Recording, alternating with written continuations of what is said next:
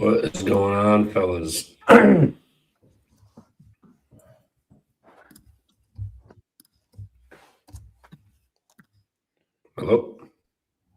What up? What up? What's going on? What's going on? How we doing?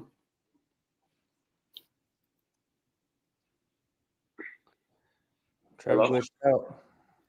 Yeah, it looks like Trevor's glitching out. What up, everyone? How we doing? Thanks for tuning in to the Pump Fake Pod here on your Sunday night. How was the weekend, ladies or I guess gentlemen? How are the weekend? Not too bad. Didn't get to watch much anything, so I don't really got any thoughts on over the weekend. Just score watched. Elliot, how we doing? Yeah, not too bad, man. Good weekend. Tough kind of start to the Saturday again. Didn't fall as big of a hole as I did last Saturday, but still started out 0-6, and then just never really could get all the way caught back up. I think I ended 26 and 29, so slightly in the red, 3 games under. So just seemed like, starting 0-6, just couldn't scrape back to 500. I got, I think, as close to.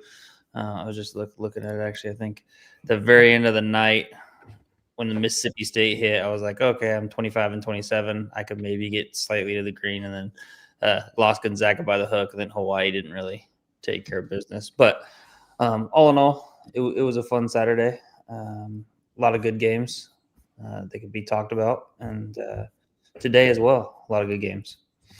Yeah, absolutely. I ended up 26 and 26 on Saturday. I had a good start. I was 7-3 to start, and then got to like 14 and 10, 14, in that range, and then lost like 6 in a row. Then came back, would win some. So we end up at 26 and 26. It was a good day, fun games, like you mentioned, a lot of good games. Arkansas was fun. IU game was fun, although they lost. There were good games. Alabama, Arizona, that was kind of a blowout, but still a great game.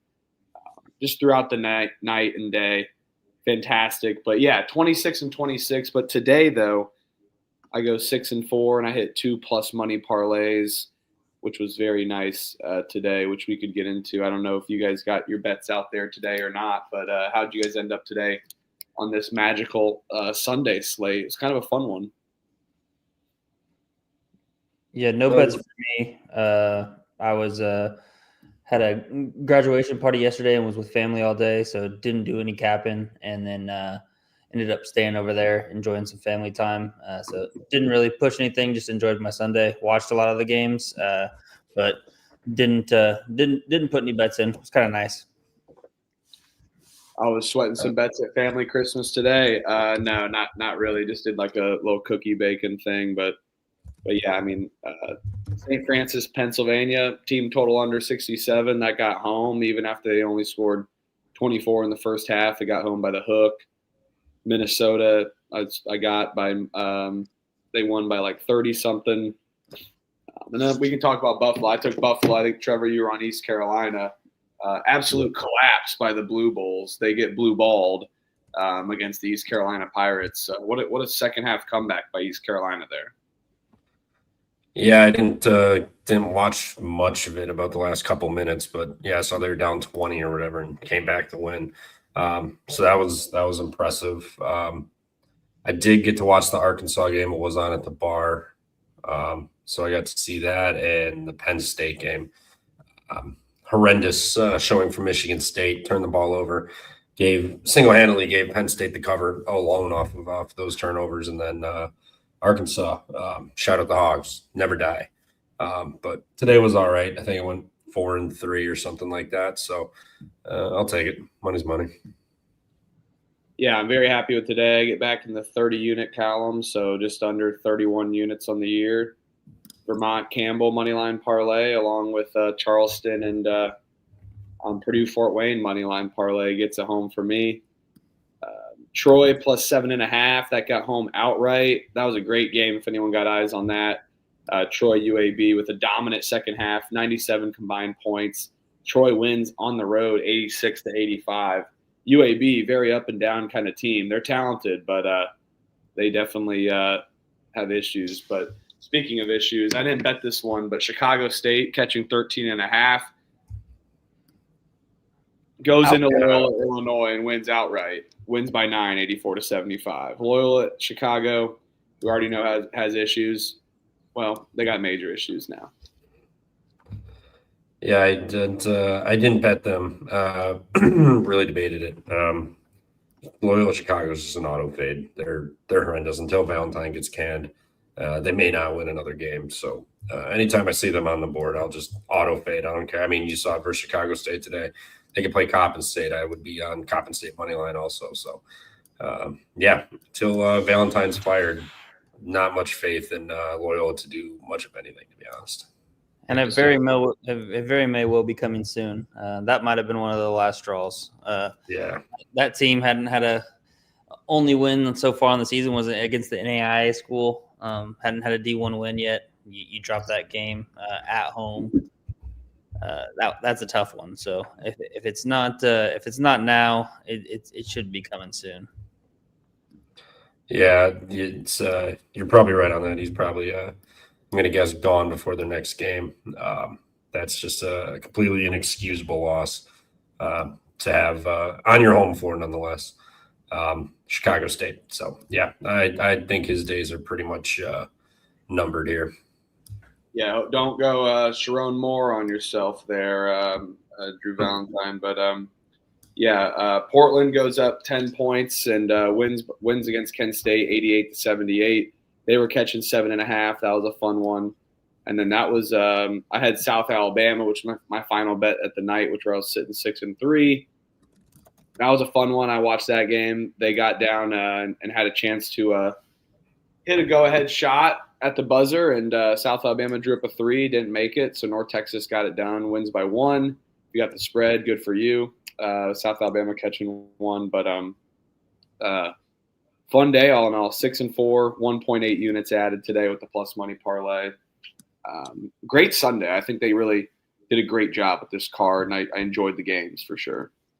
Oh yeah! Shout out to Dennis Parker from Radford, dropping 53 points. 9 of 10 from 2, 10 of 14 from 3, 53 points, 8 rebounds, and that complete ass stomping of Coppin. So that was a fun little stat line for them. Couple other games too, like overtime wise. That App State High Point game was really fun. High Point misses that free throw to push it to 3. App State takes it coast to coast, pump fake up and in, ties it, ends up winning in overtime. So that was a fun little game. And then a couple, you had mentioned that 1 point and another 1 point game, Boise State, St. Mary's, super fun game as well. Boise State gets it done on that neutral there in Idaho Falls. St. Mary's had a chance down the stretch, slipped and fell when he was dribbling the ball and clock ran out, but still one of those other super fun games, not super high scoring, but it just goes to show you that, defense can still be fun to watch too, because that was a hell of a game from kind of start to finish.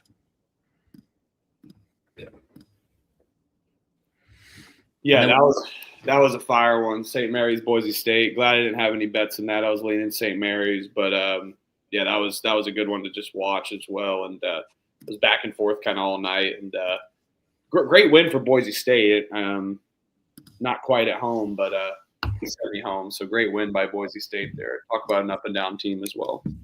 So they've kind of found their stride a little bit though here since early November. Yeah. Oh yeah. And then yesterday, a couple fun little double overtime, triple overtime games. That Butler Providence game, that was super fun. I know. 13 points total? 213 points total? 113, 223 points. Yeah. 223. Yep. Yeah. So that was a fun game. I know it didn't come through. I know we were on -3.5, -4. They won by 3, -3.5. Yeah. Still super fun though. Super fun game, super entertaining. And then another one that was really fun was that Ohio State West Virginia game. Ohio State survives 88-89. West Virginia blows a 16-point lead. They lose it in double overtime.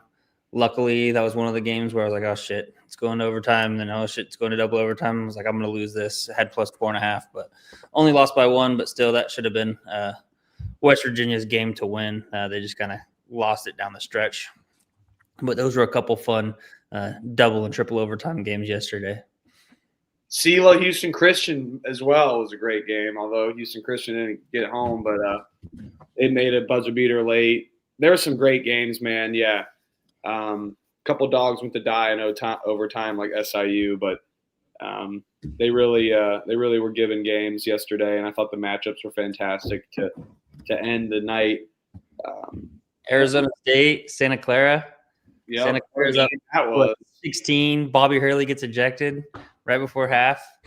Arizona State comes out and freaking roasts them in the second half, ends up winning by 3. That was a fantastic game. Yeah, that was a banger as well. Saw that comeback. That's crazy. What was that? 18 points they're down.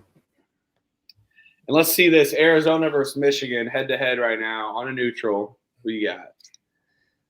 Michigan. I got the over. I got Arizona. I don't know.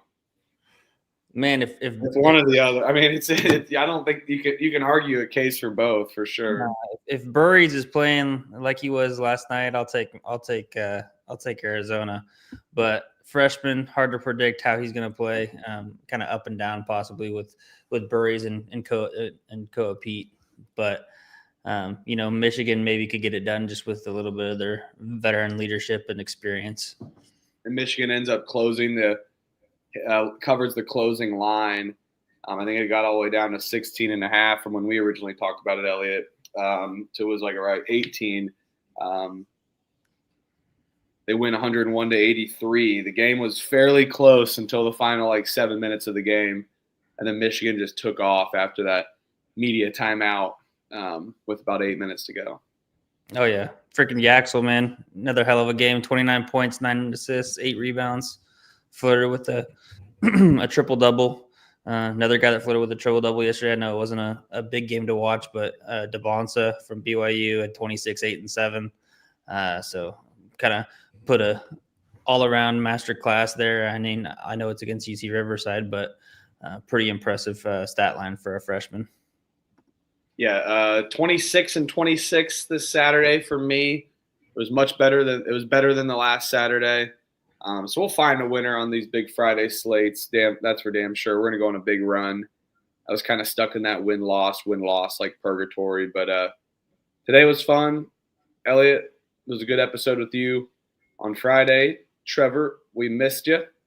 Chopping it up until about 4 a.m. It was pretty funny.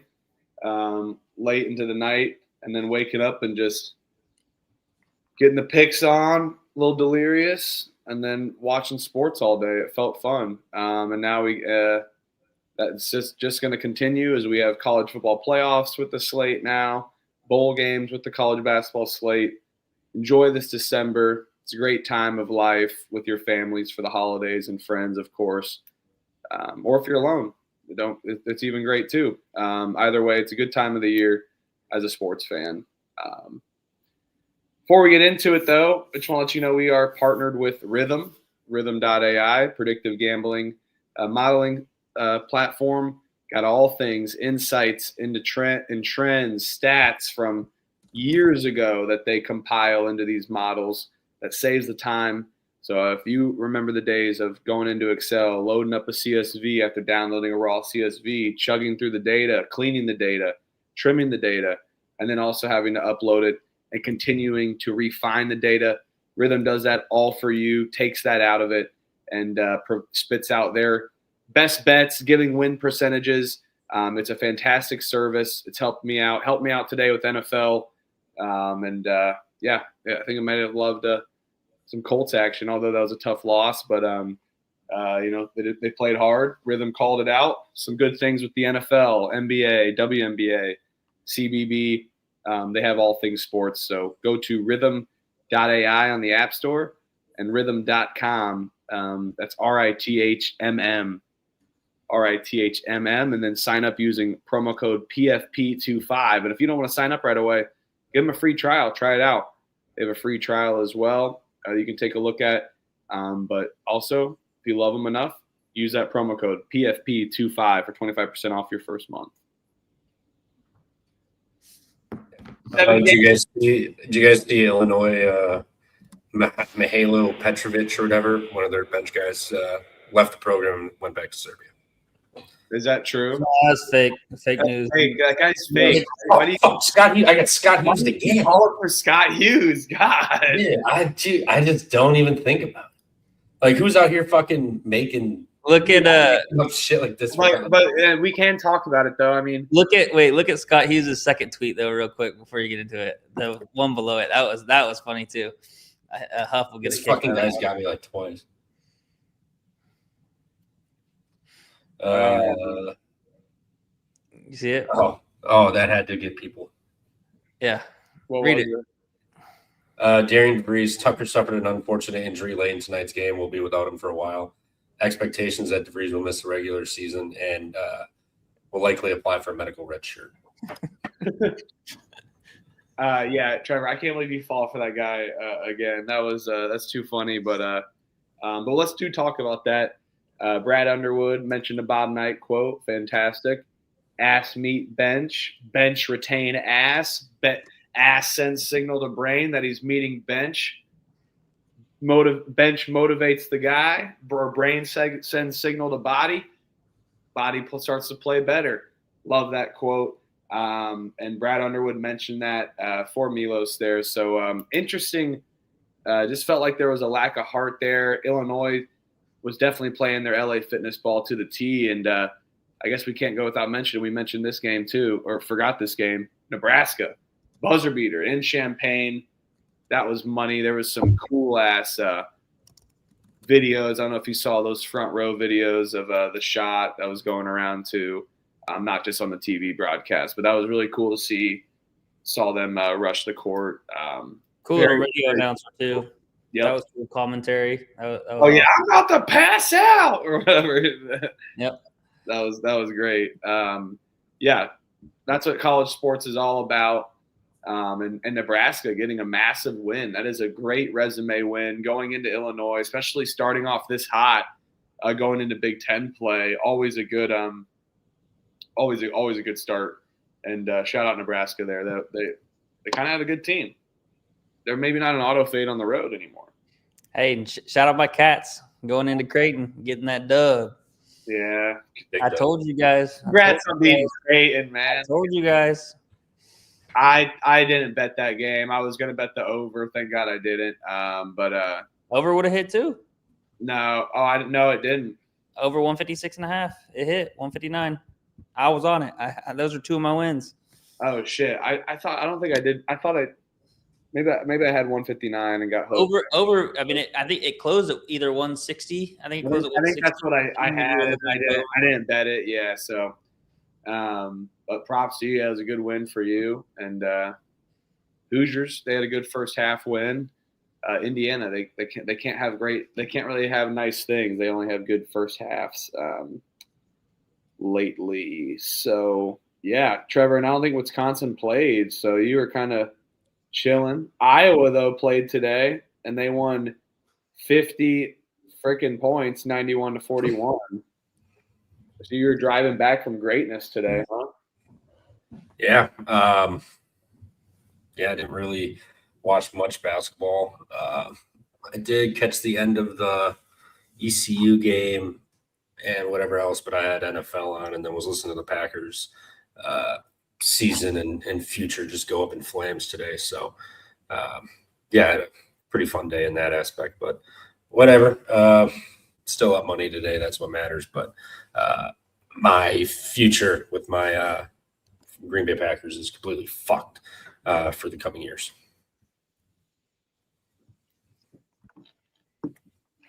Yep. All right. So yeah, no, it was it's a good college basketball slate. We got the bowl games ramping up, and we're kind of back on a schedule, right? Monday less games, Tuesday, Wednesday, Thursday more games, Friday a little just kind of short slate, and then a big slate Saturday. So we're back on this schedule. I think it's good for college basketball. Getting back into a routine here on the Pump Fake Pod. as we start to wind down non-conference play and move into conference play. Hey, he did great. Phillip Rivers did great. Too bad our defense just bent at the end there. For a guy that's 44, hopped off his couch, he looked very good. And you know what? Very depressing loss, especially getting a 60-yard field goal. Shane Steichen's miserable game management. But guess what? We don't have to talk about that because we get to talk about good games like this. Let's talk about the December 15th slate. Wofford, yeah. Gardner-Webb, battle of the dogs here. Terriers, Bulldogs. Unbelievable stuff here. Gardner-Webb, it's been kind of an auto fade as of recently. It didn't work out against Georgia Southern. They played pretty good, and they've stayed at home and have been at home since December 3rd, so they've felt a little nestled. Wofford dropped one to Elon after only having 52. I don't love laying this many points with this Wofford team that kind of struggles defensively, but this is Gardner-Webb after all.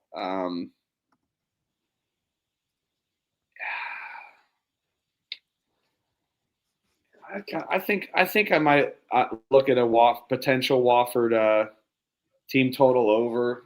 We've seen Gardner-Webb give up 93, 95, 97, 87, 84, 76 to SELA, who plays slow, 88 to Georgia Southern, 107 to Queens. Just with the kind of defense that they played. And they just played their D2 opponent on Friday, held Brevard to 63 points, only scored 77. Wofford doesn't run the most pace, but they don't turn the ball over, which I think they can extend possessions. And this is Gardner-Webb's defense, who I just went through and ran through the ringer of how many games that they've played and given up a ton of points. So if I had to pick a side, I'm picking Wofford, but I kind of like their team total over a little bit better. I think we see a higher scoring game from these two. So give me Wofford team total over. Yeah, I'm landing with Wofford. Gardner-Webb, terrible. Just got a win. It was D2, whoop-de-doo. But, I mean, like you said, Wofford doesn't turn it over. They can get to the free throw line. Gardner-Webb can't do anything right. If you think Wofford's hitting their team total, they're going to cover the game too. So I'm laying the 9.5 with Wofford. If Gardner-Webb hangs around, so be it. But I don't see a world where Gardner-Webb is very competitive for a full 40 minutes. So give me Wofford laying it. I'll be on the Gardner-Webb Bulldogs here. I think this is too many points at home, pushing almost double digits. I'll take the plus 9.5. You saw last time out they played Georgia Southern pretty close. Only lost by 4 at home. I think they'll be somewhat competitive enough to keep it within double digits. So they can lose by 9. That's fine. I'll be on G-Dub plus the points. You can even look at the over as well. I don't mind that either. Just with two teams that don't play a lot of defense, Gardner-Webb really plays with a lot of pace. So I don't mind that team total over angle either. That you're attacking Huff, but I'll be on the home dog here. All right, banger here. Niagara goes into the Siegel Center and plays VCU. VCU's laying 29.5. Over-under is 143.5. Trevor, you riding with the quarterback coach of Greg Paulus in Niagara, or you taking VCU here? It's a very high spread, but Niagara sucks. And like I said, Greg Paulus, football guy. Yeah, 4th straight road game for Niagara. Lost to Siena by 30, basically. St. Peter's beat them by 30, and then they hung around with Morgan State. But Morgan State still beat them by 8 points. VCU off of a home loss. With nobody on deck other than American. I'm just going to lay it with VCU. They're going to fuck them up. It's going to be like 88-52, something like that. They're going to absolutely just maul them. Give me VCU. Lay it. E-money? Yeah, I'll take VCU as well. I'll probably just attack this betting VCU team total over instead with a lower total of 143. So I think I can get maybe 80 something, 84. No, it'd be like 85, 86 maybe. It would be it's going to be 86.5. Yeah. 86. So I might attack that angle instead. Just because you've seen VCU not the best of defenses, but I think they really run up the score here against a Niagara team that's not very good, as Trevor pointed out. So VCU lay the points or take the team total. Yeah, we haven't seen VCU score 100 points since Wagner Monday, November 3rd. Elliot, that was a funny bet, bringing that back up. I know that was you're like, oh shit, they got Martelli Jr. I remember that randomly. They had 100 against Coppin State. I'm going to go with the full game over here. I see on FanDuel it's 141.5. So I'll keep eyeing it here throughout the night, but I like the full game over. I'm going to go on this angle that it's kind of worked out for me. If I think a team can score in the 90s to 100 against a Niagara Viagra, I think Niagara can take a Viagra and get a little up and at least score 50 points, I'd hope, because they really only would have to score maybe around in the 40s, 50s, which they've done. Trust me, 142 total points against Duke, 42 came from Niagara, 43 points only against St. Peter's. So they could get swarmed, but VCU, although their defense is good, they can defend shots. They allow a lot of possessions, and maybe Niagara can at least get above 55. And I think this full game over soars here, just on the fact of Elliot, VCU scores a lot of points, and Niagara can lose by this number for you, Trevor, and still hit this total. So I'm going to go with the full game under or over here. I see 141.5 on FanDuel. I like that.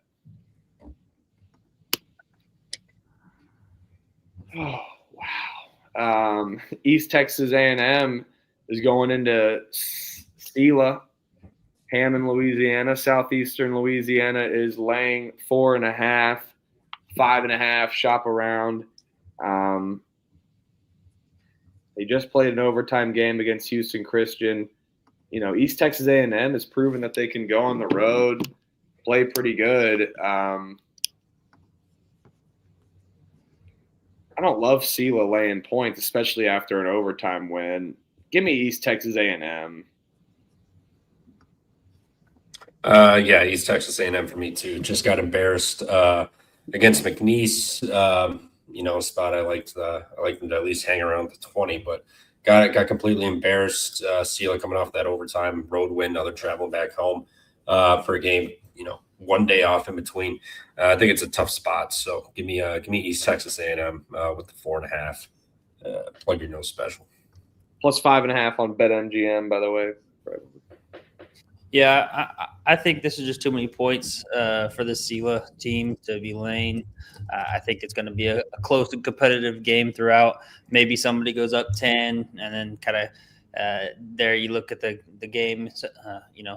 SELA might be up 10, or even East Texas A&M might be up 10. And then when you look back at the game, 3 minutes left in the game, it's going to be like a 2-point game.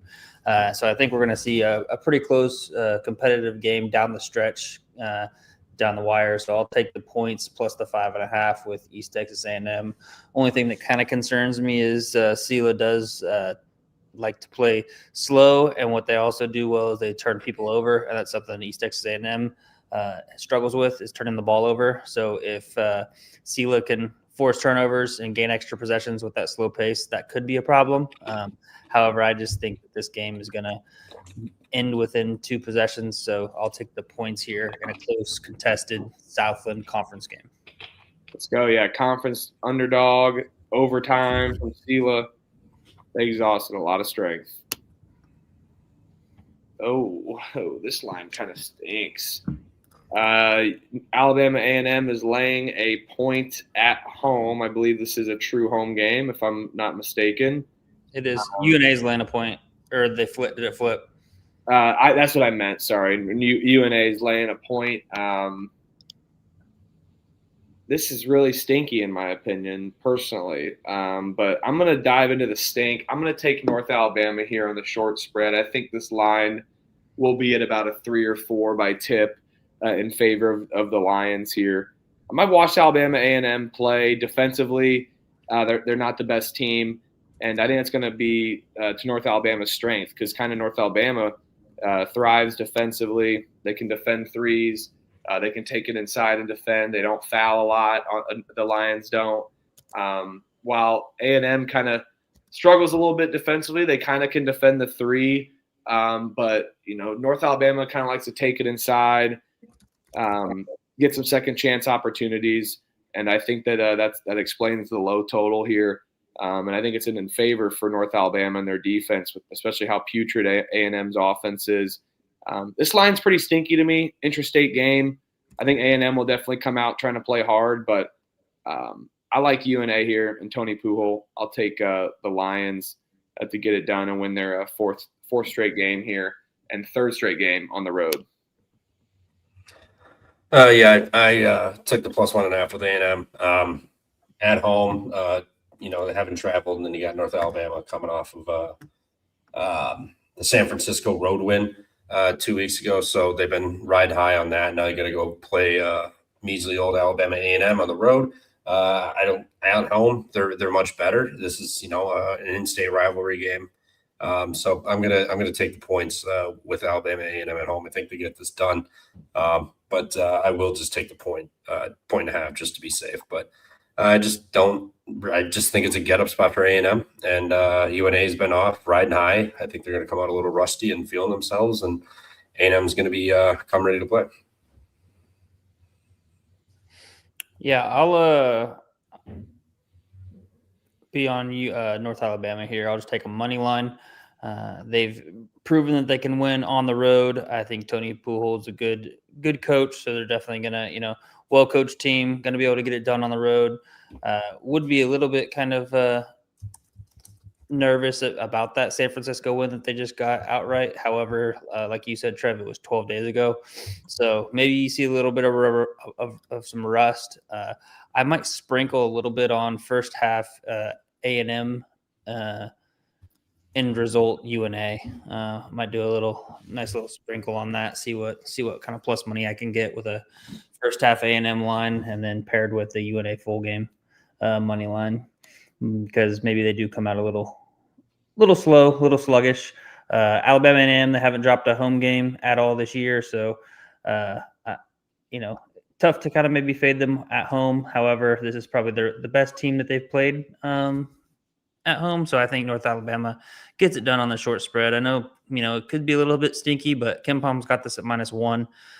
So maybe it's not, but I personally think it is. But I'll have no problem diving into this stink here. Let's go, trash can guys over here.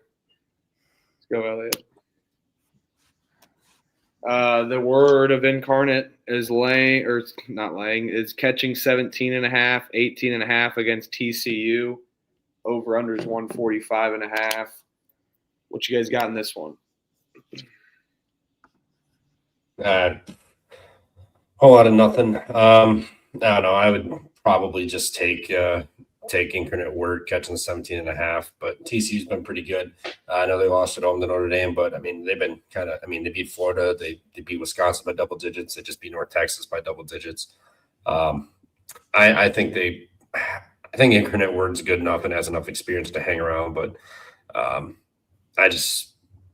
I could see TCU also just running away with it, just given, after their New Orleans loss, their losses are Notre Dame in overtime and then Michigan by 4. So they've been playing really good.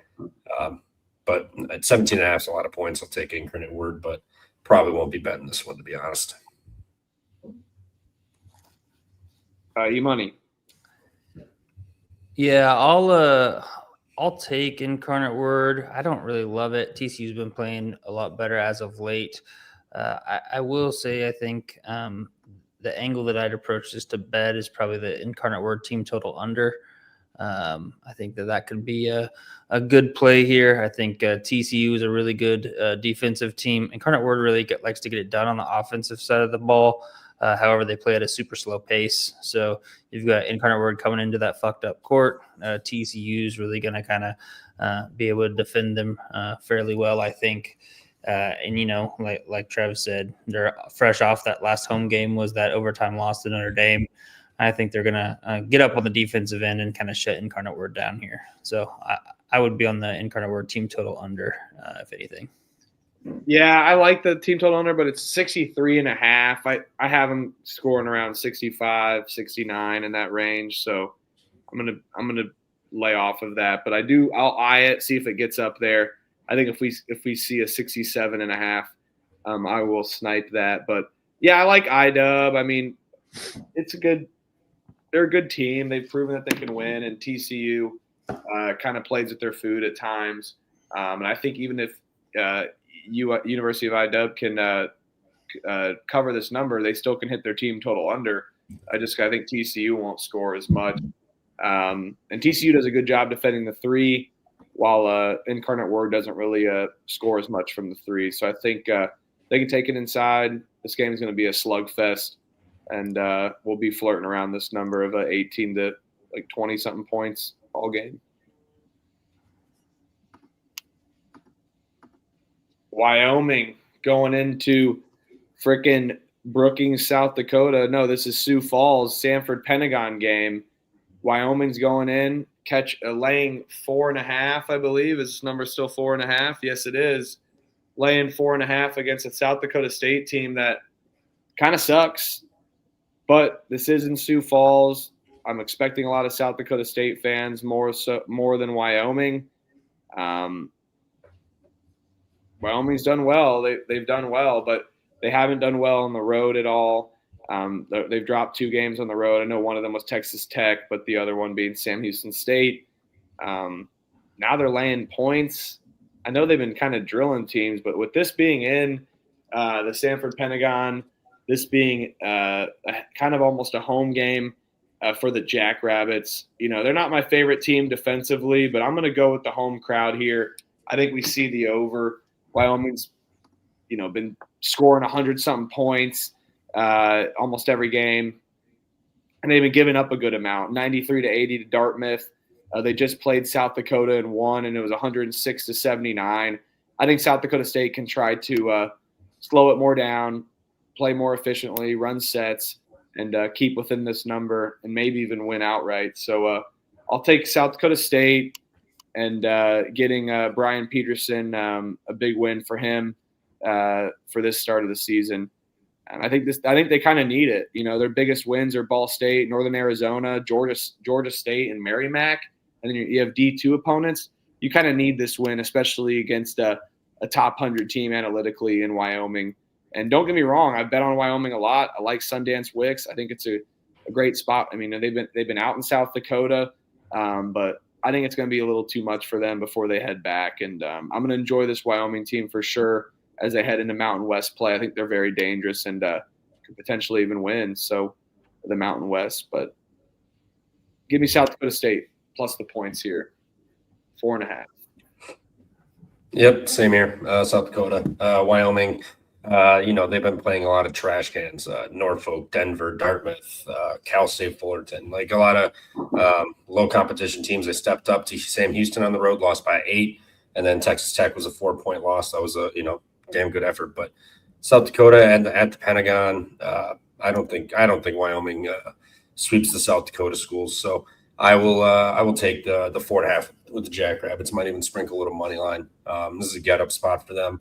Would be a huge win. Everybody's talking about Wyoming now and how they're really good in a dark horse, which they are, but too much attention and talking about right now. So give me South Dakota State plus 4.5. I think I'm ready to play and get this done tomorrow.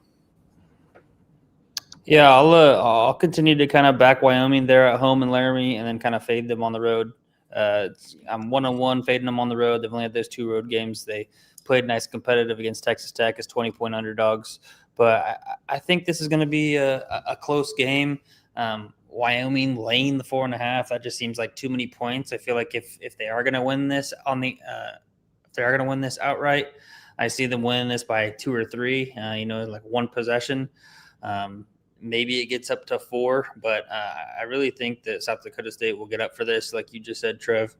So I will be on the Jackrabbits. I know I like it a little bit better if this was in Brookings. But Sanford Pentagon, they've already taken care of Merrimack there by 9 in the opening game of the year. So I think that they can win this outright. So just give me the points and plus 4.5. Let's go, Sam. Yep. Win the next 3, baby. Come on. They look good. All right, final game of the night. Under an hour episode. I don't know. Maybe we'll close with 30-minute exit or talk about this game for 20. McNeese State going into Houston Christian, laying 12.5. Houston Christian just is off that overtime loss that we talked about with SELA. McNeese, though, they've been drilling teams, especially these kind of Southland teams.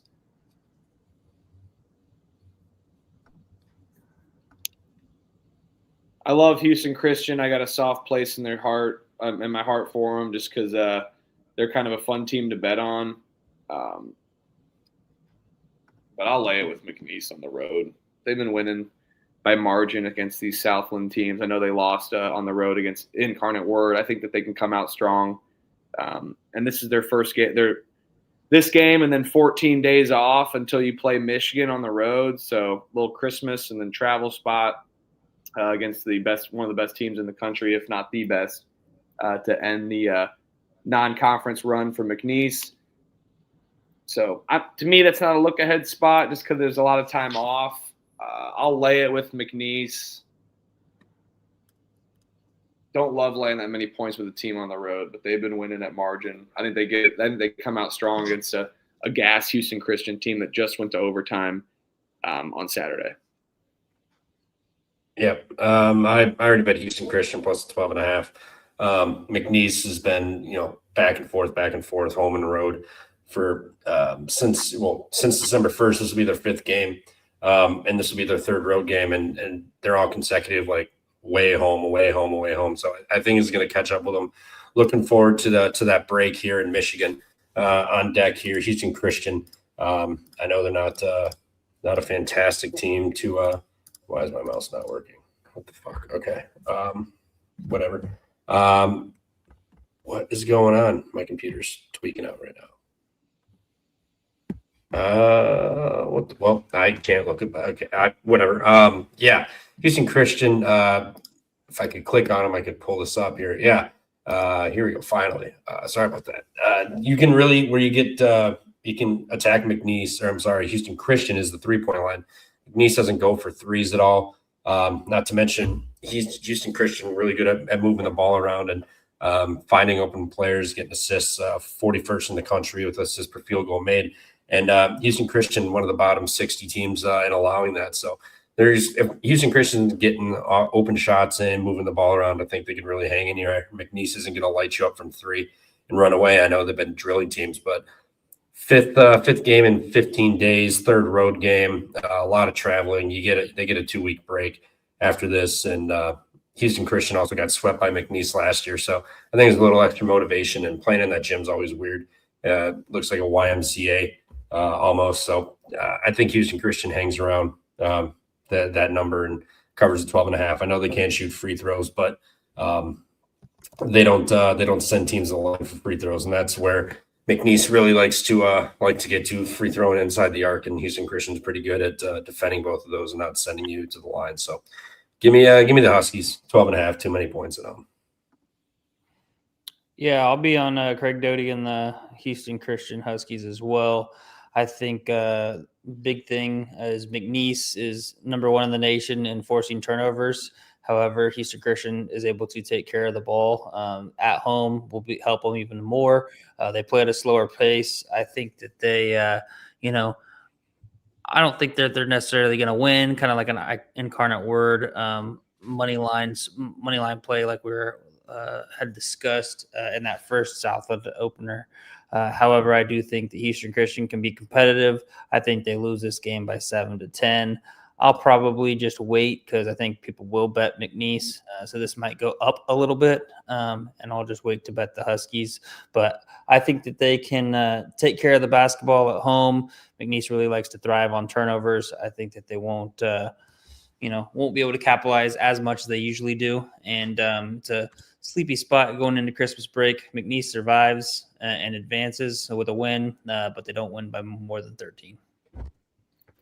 All right, potential battle there. I guess that'd be my least favorite bet of the night if I had to pick out of all the 7. So But yeah, that was a fun one. Short slate, short and sweet. Always nice. Hey, the short ones are good sometimes. Get a little more insights versus rushing through a 100-something game slate. But we still chop up every game. I have 795 total bets this season, guys. So just been counting that. 795 total bets. We will have more than at least 4.5. So we will hit the 800 bets tomorrow category, and we're just over a month and a half into the season. So it's been fun. I've enjoyed it. Looking forward to continuing going, and I know tomorrow night's going to be fun as well. Talking Monday night slate or Monday night's episode, talking the Tuesday slate, because if you got to peep the Tuesday slate, it's a nice one. Absolutely.